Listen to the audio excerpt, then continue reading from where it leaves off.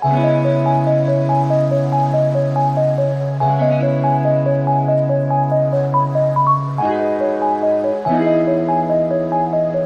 I'm exploring the Temple of Heavenly Gate today, and it's one of the must-visit spots in Beijing.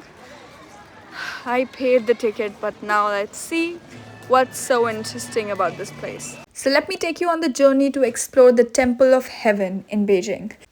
Once you've got the ticket, you don't just get to see one temple, that is the Temple of Heaven, but you get to see the Temple of Good Harvest. There are multiple different palaces and areas within the same campus, and you get to see all of them.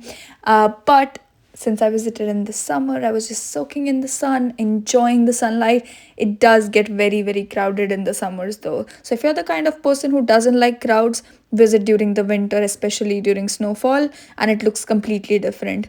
You can get really close to the Temple of Heaven, but you are not allowed to enter inside where they've kept the thrones.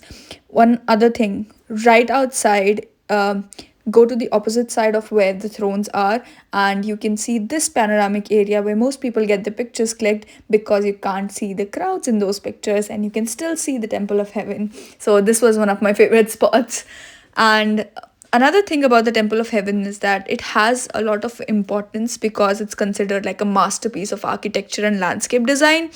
This temple was visited by emperors of both the Ming and Qing dynasty for like annual ceremonies of prayers to heaven for having a good harvest. Thus the name.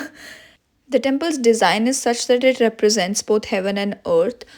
When you visit, be prepared to do a lot of walking because the Temple of Heaven is surrounded by lush gardens and a huge park. So you will be walking for quite a bit to reach the actual palace and the actual temple. And even afterwards, most people who buy a ticket and see the Temple of Heaven end up spending the entire day in the gardens afterwards.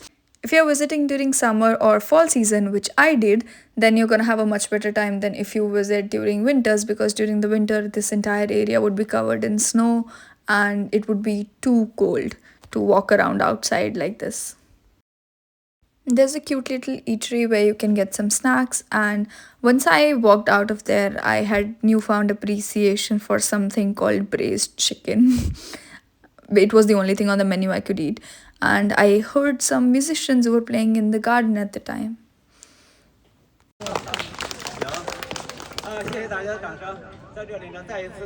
This is quite common actually. I like the fact that people here in China appreciate music so much that in most of the places that you visit, which are like touristy places, either there'll be one person who's just doing like karaoke singing, or there'll be actual musicians who are playing music.